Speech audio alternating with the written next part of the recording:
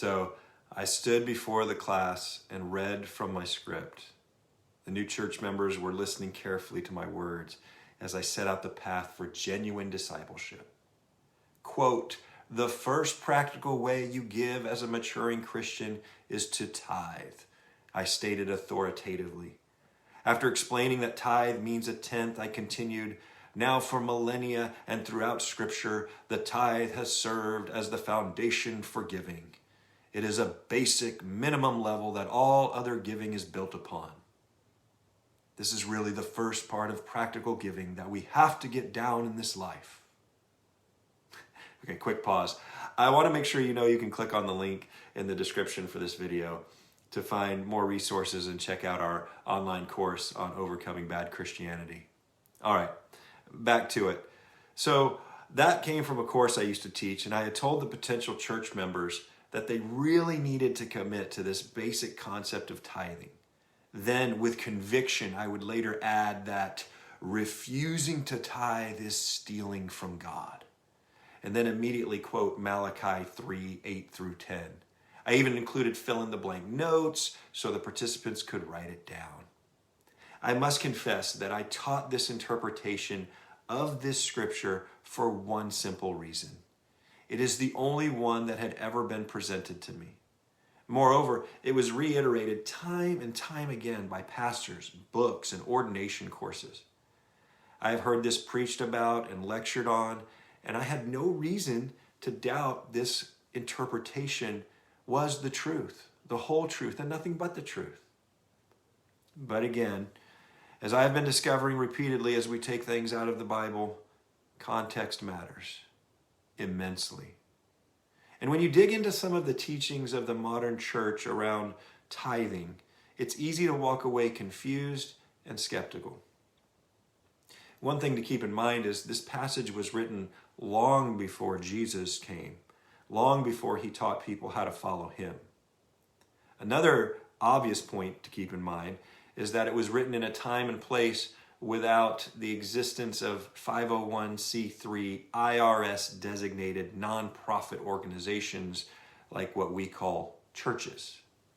Using this text as I had done to help people know how to better follow the teachings of Christ or how to manage the business of the church, I'm sorry to say, was a pretty big mistake on my part of completely ignoring context.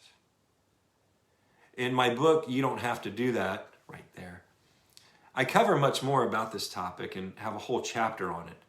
But I'll go ahead and put my cards out on the table and give you my basic take on the matter right here and now. Religion, for whatever reason, seems to obsess over telling people what to do with their bodies and their money.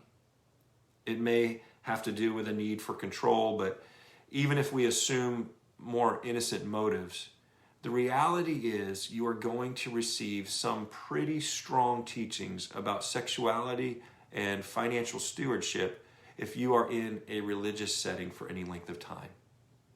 If you can convince someone what is right or wrong to do with their body and their money in the eyes of God, then they can dictate just about everything else in that person's life.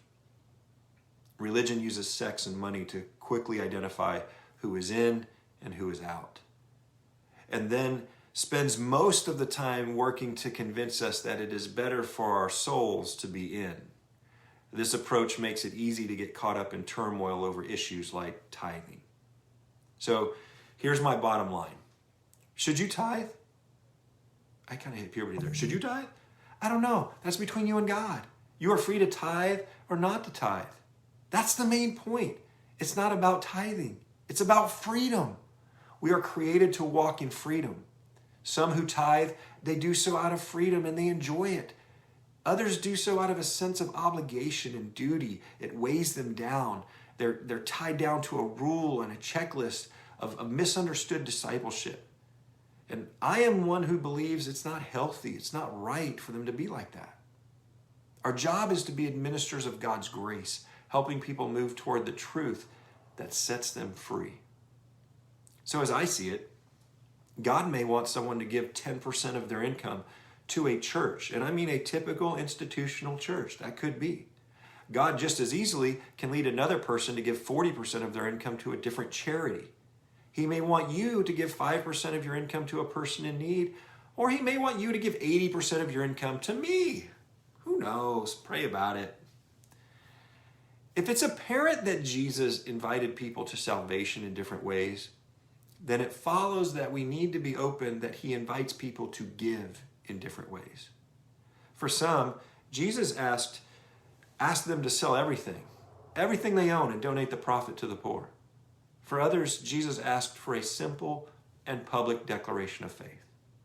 He knows what he's doing. Let me leave it at that for now. Thanks for watching this video. Be sure to go to the link in the description for this video to find more resources, subscribe to our mailing list, enroll in an online course, and all that good stuff. And buy the book. As well as hit the subscribe and like buttons real quick before you go on to your next thing. I'm very grateful for your support. I hope you have a great day.